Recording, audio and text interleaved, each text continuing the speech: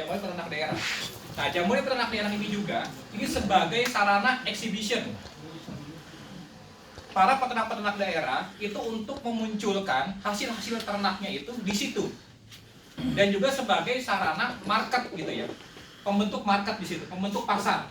Nanti kita akan bisa berkolaborasi dengan bagian pemasaran ya untuk bisa mensupport nih. Ini ada hasil-hasil dari para peternak di daerah dan disiapkan juga off-takernya. Gitu. Lalu yang kedua, ini juga bisa jadi sarana untuk edukasi. Nanti kaitannya dengan Mas Dalu. Bagaimana menumbuhkan para peternak-peternak milenial ataupun peternak-peternak yang sudah ada itu bisa jauh lebih advance lagi dalam beternak.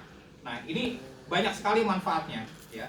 Lalu yang ketiga, ini juga sebagai trigger untuk membentuk koperasi di setiap wilayah, di setiap daerah-daerah. Nah, makanya nanti goalnya dari acara ini sebenarnya kita langsung bentuk koperasi nih. Setelah acara ini, mohon izin Pak Ketua. Jadi kita akan bentuk koperasi ini untuk koperasi induknya. Setelah koperasi induk itu terbentuk, maka kita akan mudah untuk membentuk koperasi-koperasi di tingkat daerah. Makanya nanti telurnya dari acara ini kita bisa kumpulin beberapa KTP untuk bisa membentuk koperasi. Plan A-nya kita bikin sendiri koperasi. Ada plan B lagi yang lebih simpel. Kita akuisisi koperasi yang sudah ada, ya, yang itu sudah berumur 4 tahun tadi dapat info, dan itu bisa kita take over.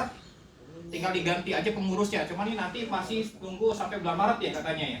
Mereka mau ada RAT gitu ya. Itu plan B-nya. Kalau misalnya memang itu kita bisa akuisisi, itu lebih bagus karena sudah punya insentif umur. Jadi ketika misalnya kita mau dapetin program dari Kemenkop, persyaratan umur 2 tahun itu sudah bisa oke gitu ya. Nah, ini nanti harapannya setelah ini kita ada dapat telur nih gitu. Nah, ketika itu bisa terbentuk koperasi-koperasi di wilayah di daerah, saya membayangkan gini. Kita ini HPDKI itu butuh pemasukan yang rutin. Ya, butuh pemasukan yang bagus. Ketika kita bikin acara seperti ini nggak pusing lagi cari dana sono sini, kita sudah punya pemasukan terus. Saya ngebayang setiap koperasi paling nggak bisa kasih sumbangan gitu ya, minimal misal sebulan ada share ke kita, misalnya nggak usah besar-besar lah, 3-5 juta aja misalnya ya. Taruhlah kecil-kecilnya misal 3 juta aja. 3 juta kali 10 aja sudah 30 juta.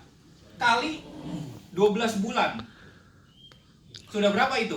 Itu yang bisa kita dapatkan dari koperasi yang ada. Share dari koperasi yang ada itu untuk masuk ke kas HPDKI. Belum lagi ketika pertumbuhan anggotanya itu banyak, karena dirasa manfaatnya itu besar, adanya program yang rutin nih, Jamboree Peternak Daerah, teredukasi para peternak. Ini akhirnya para peternak itu mendapatkan manfaat yang besar, dan juga hasil ternaknya itu juga sudah ada jaminan pasar melalui koperasi ini. Akhirnya benefitnya akan lebih meluas, dan saya yakin orang yang masuk ke dalam HPDKI itu akan jauh lebih banyak. Ketika masuk lebih banyak dan dia benefitnya juga dirasa besar, maka orang akan masuk ke HPDKI dengan setiap bulan setiap tahun kasih iuran palingnya 100.000 aja, itu kecil banget. Ketika kita punya misalnya ada katakanlah sekarang yang terdaftar anggota berapa ya Kang? Ada terdaftar nggak? Yang sebelumnya udah sekitar 600-700. Kalau kita punya 1.000, satu orang itu 100.000 perak setahun sekali aja, sudah berapa yang bisa kita dapatkan gitu. Nah, akhirnya kita menjadi sebuah organisasi yang memang punya bargaining power yang kuat, karena kita punya dana yang juga cukup oke juga.